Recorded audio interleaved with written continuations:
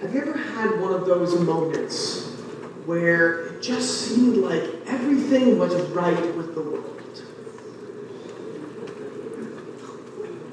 Even for the briefest moment, maybe for you, everything seemed to be at peace, and all the cares and the worries seemed to melt away. Maybe it was a moment in nature, seeing a beautiful sunset, or being by a peaceful stream or a lake in the mountains, by the ocean perhaps. Maybe for you it was taking a sip of a great cup of coffee, or getting a warm hug from a loved one. I experienced it at Bob Evans one time.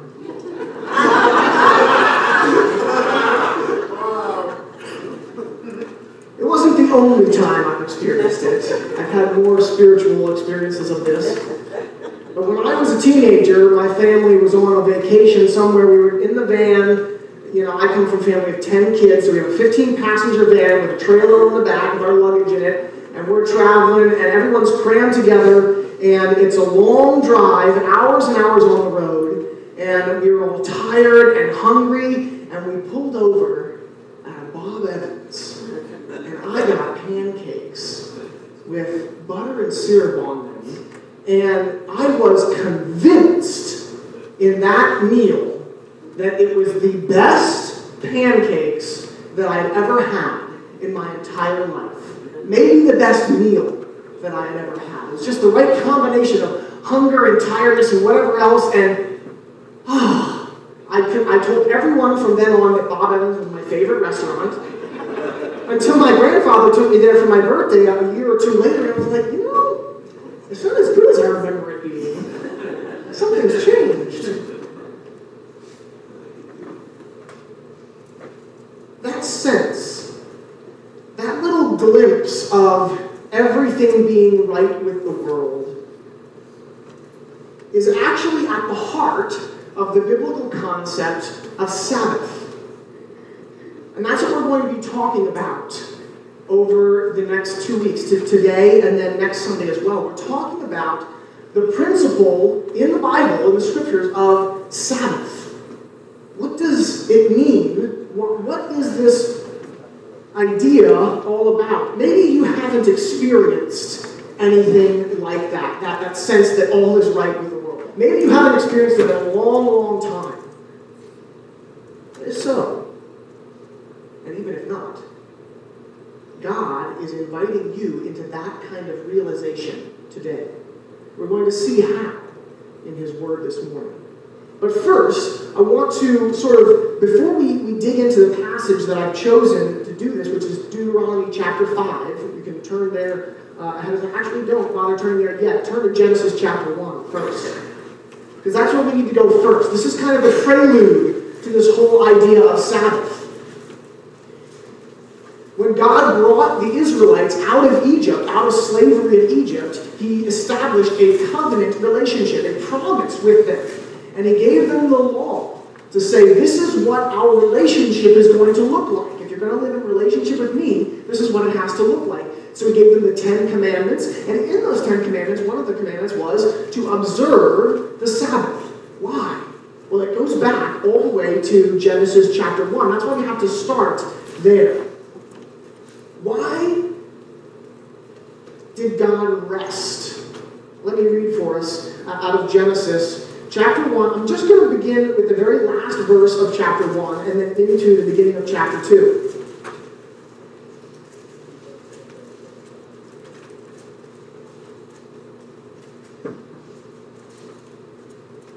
All throughout Genesis chapter 1, it talks about how God was creating all of these things. And then it says, in verse 31, and God saw everything that He had made, and behold, it was very good. And there was evening and there was morning, the sixth day. Thus the heavens and the earth were finished, and all the host of them.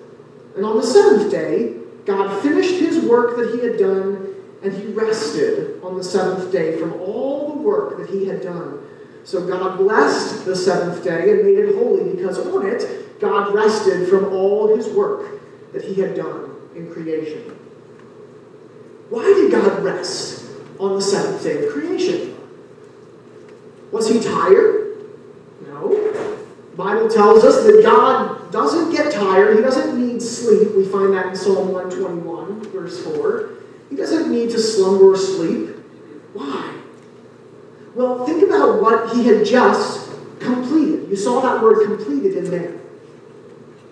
What had God just completed? He had completed 6 days of bringing order out of chaos and filling what was empty.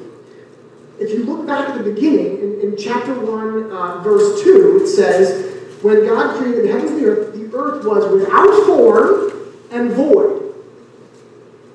So it was without form and it was void, empty. So then over the next 6 days, and there's a helpful graphic here that I found online to help to kind of illustrate what's happening. Over the 6 days of creation, God spends the first 3 days forming what was without form. And then he spends the second 3 days of creation filling what was void, filling what was empty. There's this beautiful literary kind of order to what God does in the 6 days of creation. So day 1, he forms, he separates light from darkness. Day 2, he separates water from the sky. And day 3, he separates earth from the sea and creates the vegetation and things. And then he starts filling. He fills the darkness and the light. He fills it with the moon, the stars, and the sun.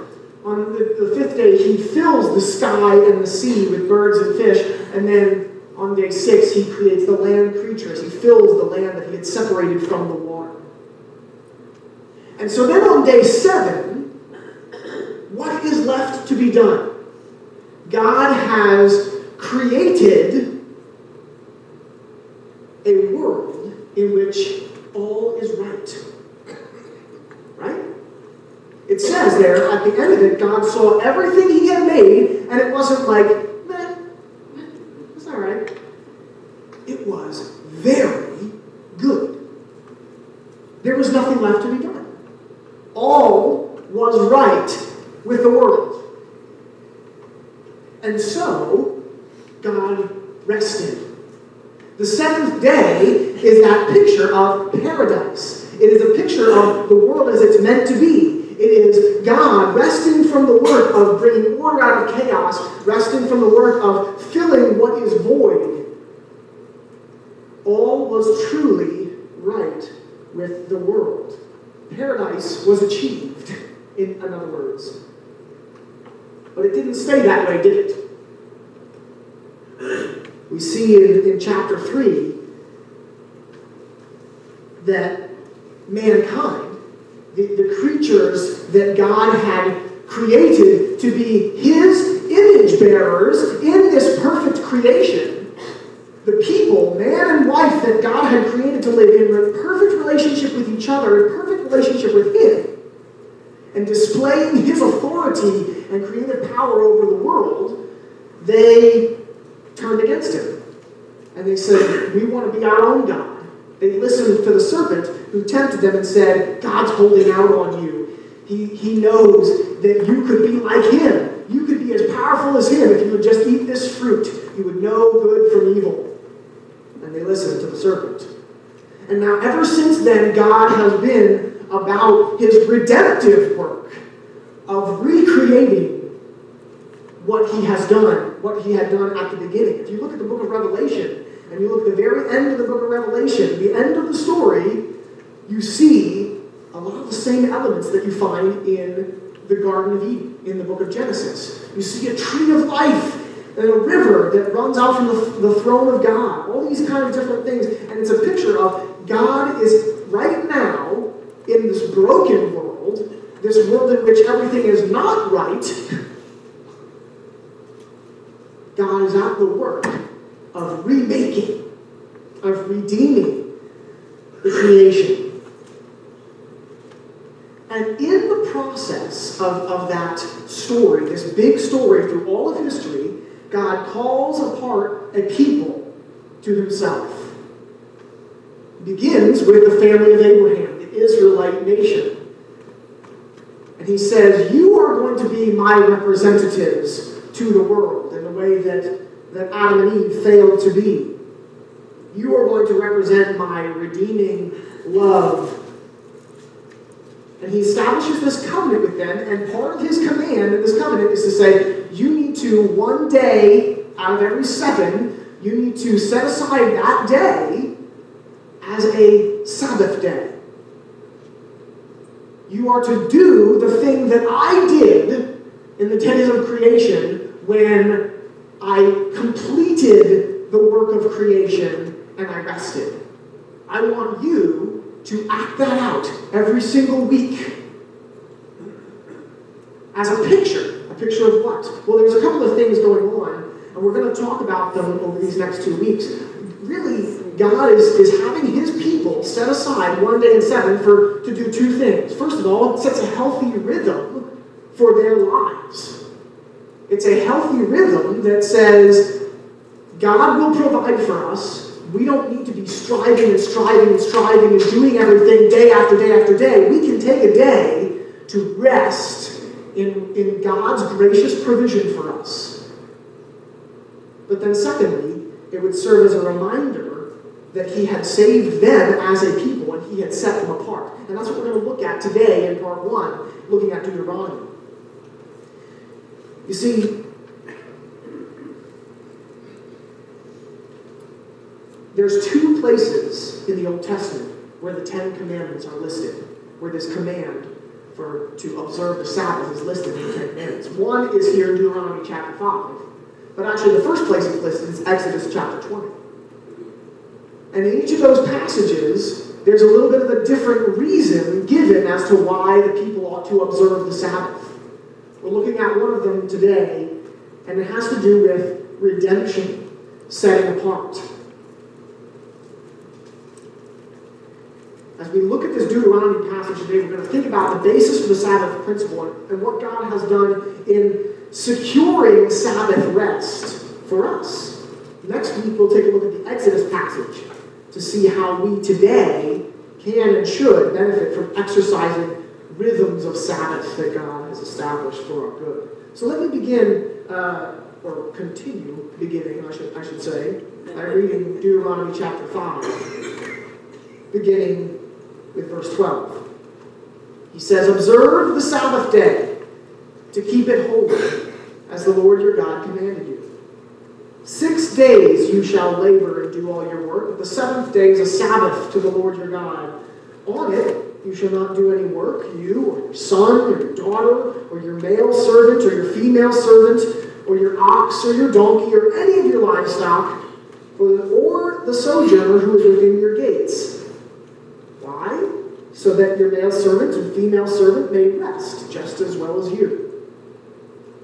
You shall remember that you were a slave in the land of Egypt, and the Lord your God brought you out from there with a mighty hand and an outstretched arm. Therefore, the Lord your God commanded you to keep the Sabbath day.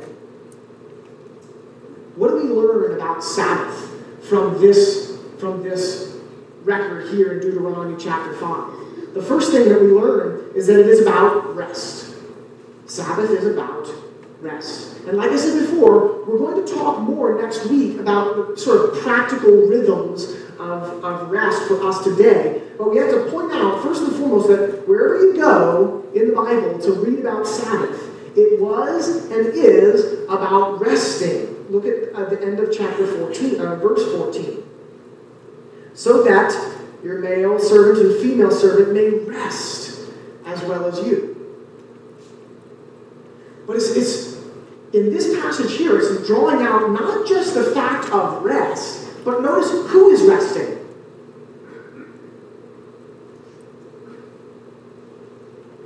You, your son, your daughter, male servant, female servant, ox, donkey, all of your livestock, or the sojourner, the traveler, the outsider, the foreigner that is in your midst. Is anybody left out of this picture here? No. This picture that God is commanding his people to paint once a week in his rhythm of Sabbath rest is sort of that hearkening back. It's a return to that time. It's a reminder of that time when all was right with the world.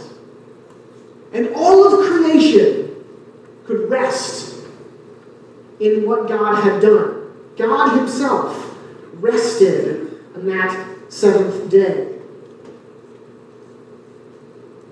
The Sabbath is about rest, but it's not just about a temporary rest for a select few, a select privileged few. The Sabbath principle is about ultimate rest. That's what it's supposed to point forward to. And so God said, there better not be anybody doing any work on your Sabbath day, because that entire nation, that whole chunk of earth right there in the Middle East is going to be a picture of the Sabbath rest that God had created at the beginning and that God is bringing about in his work of redemption. The word Sabbath itself comes from the Hebrew word for ceasing or stopping. And so it's this idea of stop striving. Stop trying to make the world go round. There is a God who makes and will make everything right with the world. The fact that Sabbath rest is tied to the idea of paradise, a universal paradise kind of idea, can be seen throughout all of Israel's history, the way that the promised land was tied with the idea of Sabbath rest. So God promised his people a land in which, he said, this is the land that you are going to inhabit, I'm going to give it to you. And this promised land came to be identified as the rest of entering into God's rest. If you look at Psalm, I'm going to read for you Psalm chapter 95. Psalm chapter 95, verses 8 to 11, talk about this. And it's the passage, actually, that was referenced in Hebrews that John read for us a little bit ago. In Psalm chapter 95, it's calling on everyone to sing to the Lord. Let us sing to the Lord, make joyful noise to him. He is our God. We are the people of his pasture, the sheep of his hand. And then you get to verse 8, and you get that warning. Today, if you hear his voice, do not harden your hearts. As at Meribah, on the day of Massa in the wilderness, when your fathers put me to the test. They put me to the proof, though they had seen my work. For 40 years I loathed that generation, and I said, they are people who go astray in their heart. They have not known my ways, and therefore I swore in my wrath, they shall not enter my rest. What was the place that they didn't enter? It was the promised land. It's referred to as God's rest here. Why? Because the promised land was meant to be a picture of God's redemption, his provision for his people. And the writer of Hebrews helps to kind of expand that idea, the passage that John read for us. The writer of Hebrews kind of helps us to see that, this isn't just, when God was talking about his rest, entering into his rest, there is a sort of a way in which the land of Israel, that promised land, was a fulfillment in a sense, but it wasn't the final fulfillment. That's what the writer of Hebrews is getting at. He's saying, in chapter 4, as you go on, he says, it still remains for some to enter into God's rest. Because David is writing this psalm to people who are in the land already. Right? And he's warning them, don't harden your hearts, because God may not let you enter his rest. Well, we're already in the land. We've already entered his rest, right? No, the writer of Hebrews says, no, clearly there is a rest still to come. He has appointed a day in the future, he says in Hebrews 4:8, if Joshua had given them rest by bringing them into the land, if it was just about getting into that particular piece of geography, if that's all it meant to be in God's rest, then he says God would not have spoken of another day later on. And the punchline, the bottom line there in Hebrews chapter 4, verse 9 and 10. So then, there remains a Sabbath rest for the people of God. there's still a day to come in which that picture of all being right with the world, of promised land, you get kind of glimpses of it throughout the story, but there will be a day when we'll see it in full, where that Sabbath rest will be completed. It will be fulfilled.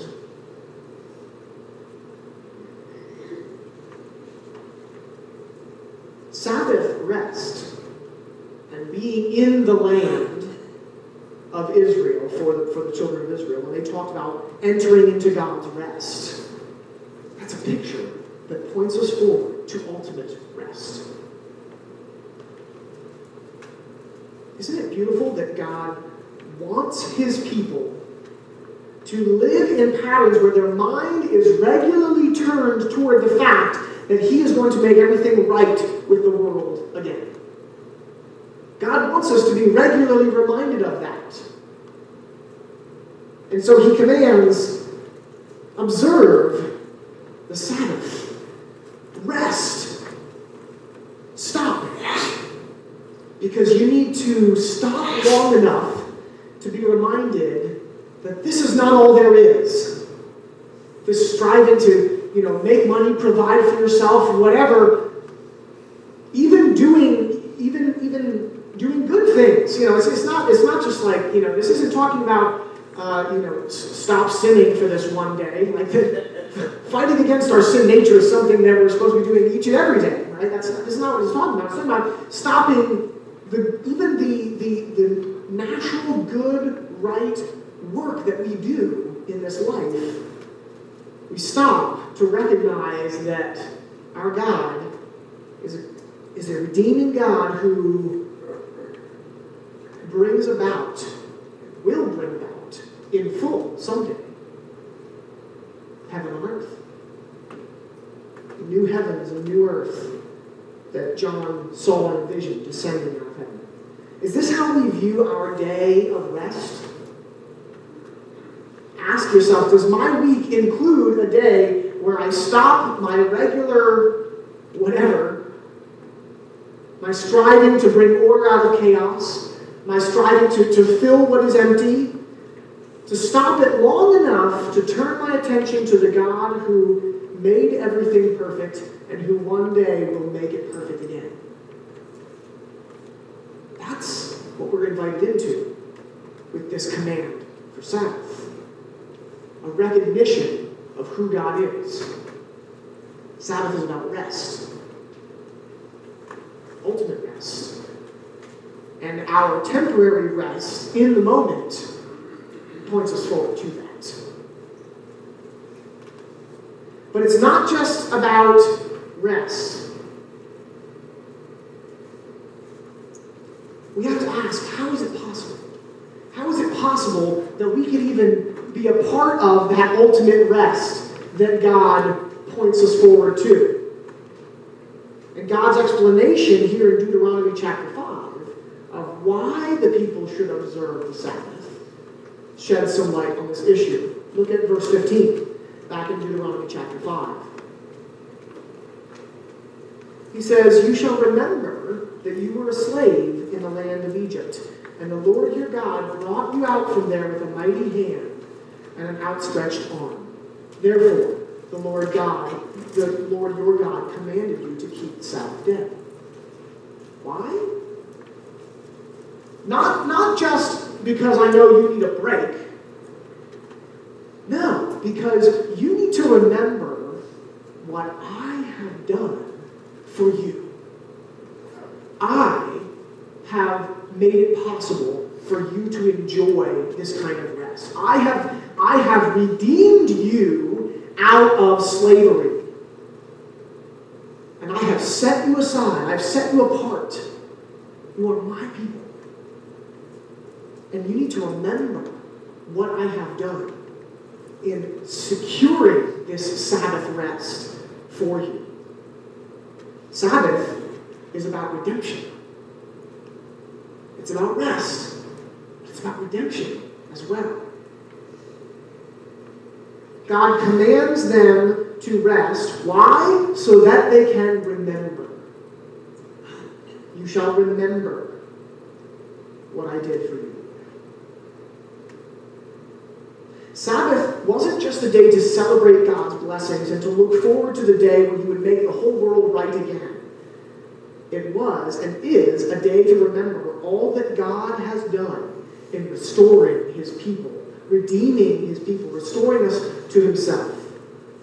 I like the way that one of the commentaries puts it. The Sabbath is God's signpost, pointing not only to his goodness toward all people as their creator, but also to his mercy toward his chosen people as their redeemer. It's a signpost that points not only toward his goodness to all people as their creator, giving them rest, but also his mercy toward his chosen people as their redeemer. And we see that the writer of Hebrews unpacks this as well in that passage that John read for us, in the warning and in the application following that warning in Hebrews chapter 4. The writer to the Hebrews carries this idea of redemption forward, beyond God's redemption of his own people from Egypt. And he points out how entering God's rest is available to us, non-Jews, as well. It is available because of what God has ultimately done in Christ Jesus. God's redemption of his people out of slavery in Egypt is a foretaste, a picture of God's ultimate redemption that he would accomplish in his Son, Jesus Christ, by his death on the cross.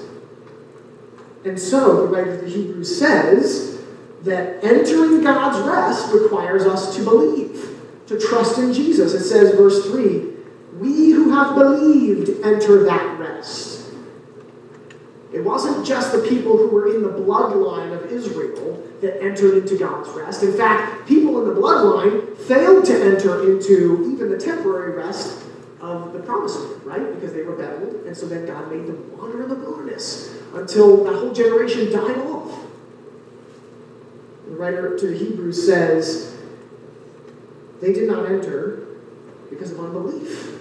They didn't trust God and act out that faith. He also mentions in the book of Hebrews there, failing to enter God's rest happens because of disobedience. In chapter 4, verses 11, it says, let us strive to enter that rest so that no one may fall by the same sort of disobedience. Why? Because the ideas of belief and obedience are inseparable in God's economy. You can't say you believe him and then turn your back on him and disobey him. Jesus said, if you really do love me, you will keep my commandments. I've mentioned that verse a number of times before. And so here, even in the book of Hebrews, you see the author keep using the terms belief and obedience almost interchangeably, kind of going back and forth, talking about how we need to strive to enter into that rest. We need to be obedient to God. We need to be checking up on each other and confronting each other when we see sin in each other's lives and coming alongside of each other, helping each other to follow God, to walk with God, picking each other up when we fall. He says, let us do all these things so that no one may fall that same sort of disobedience. And then in case there's any question as to where this belief is supposed to be oriented toward, who is it? Who are we believing in? Who are we trusting in Hebrews chapter 5, and a little bit later on in his argument here, verse 9 says, Jesus became the source of eternal salvation to all who obey. Jesus himself is that one who secured, who accomplished our entrance into the Sabbath rest of God.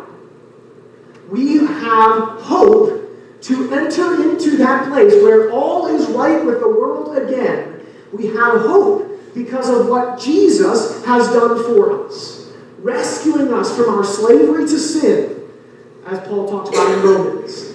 Just as the children of Israel were rescued by God out of slavery in Egypt, And God says, I want you to remember, I want you to rest and remember what I have done for you. So also we have been rescued from slavery to sin by the atoning work of Jesus Christ, dying in our place, right? Raising again on the third day.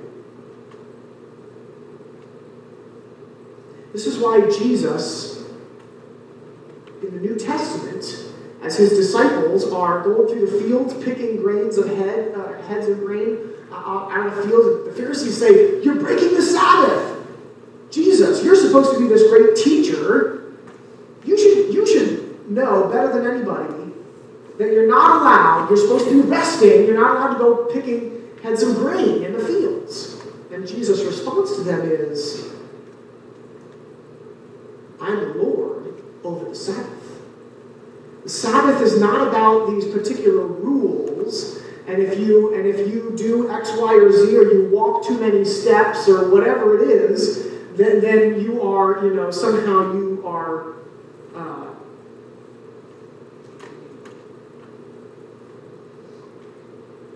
Sabbath is about the redemption that God has brought about, and Jesus himself is Lord over that Sabbath. Jesus brought with him that kingdom in which everything would be made right again, and he himself is that ultimate source of redemption from God. So the disciples were able to rest in him, even on the Sabbath day. So we have to ask ourselves the question, how much of my resting is done in recognition of God's redemption through Jesus Christ? Is my day of rest a day of turning my eyes on him in a fresh way? Or is it a day to just do whatever I want?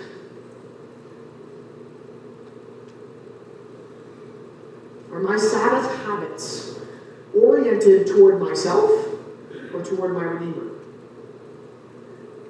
And as we're going to talk about next week, God gives us incredible freedom and opportunity to enjoy his good gifts to us. But who's the focus of Sabbath? Is it us or is it him? We need to understand these things because we can and we should derive great benefit personally from a regular pattern of Sabbath rest that God invites us into. But for right now, I want us to focus on recentering ourselves on what the Sabbath rest is based on.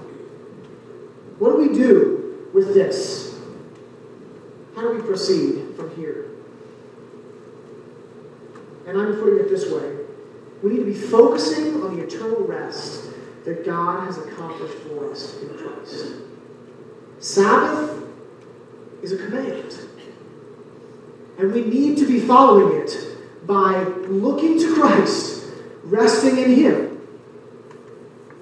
There's some other practical things that we can do as well, but at the bottom of it all, we cannot escape the fact that Sabbath is about resting in God's redemption in Christ.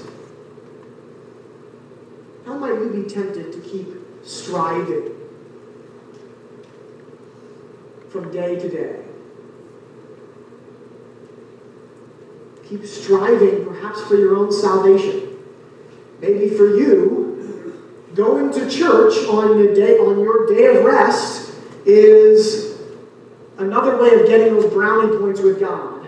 Because I better not skip a week in case God gets mad and I don't earn up enough good points to get into heaven. That's not what Sabbath rest is about. Yes, we need to gather together. The writers of the Hebrews says, let us not forsake gathering together as some are in the habit of doing. We need to get together all the more. We need to encourage each other as we see that day of Christ approaching. So I'm not saying it's unimportant whether you're here or not. I'm saying if your motivation for being here is anything other than turning your eyes to Christ and celebrating what he has done in redeeming you, strengthening and building up your brothers and sisters in the faith as we point each other's attention to Christ. And we need to be challenged by a biblical concept of Sabbath rest. What will it take to keep my mind centered on the ultimate rest I have in Christ? How am I preparing my heart for this day of Sabbath rest? How am I preparing myself and being vigilant to keep my thoughts centered on Him throughout my day as I rest, as I enjoy good food, as I enjoy friendship and fellowship, as I enjoy the good gifts that God has given me? How can I be enjoying those things in the light of God's redemption? How can I be thankful for those things to Him, the one who has given me all those things? We are provided a sure promise of eternal rest, of entrance into a kingdom where everything is truly made right again with the whole world. And we get to experience glimpses of that as we live out this Sabbath principle from week to week. That is not our reality in total just yet, right? I certainly don't experience that sense that all is right with the world every single day. A lot of times it's a struggle to get that sense even on a day of rest. But yet, we can get glimpses of it as we stop each week to turn our attention to the redemption that God has accomplished for us in our Savior. This is something that we need, and it's something that's commanded us. One of the greatest ways that we can turn our attention in a tangible way to the redemption God has purchased for us in Jesus Christ is by sharing the Lord's Supper. And that's what we're going to do now. As we take the bread and cup, we're reminded of our participation by faith in Christ's suffering and death, and we're able to find rest anew as we think about all that He has done for us. And so I'm going to invite our worship team to come up and help lead us in a song that reminds us of what this is all about, reminds us of the rest that we experience because of Christ's redeeming work. And after that, we'll have this time of partaking together.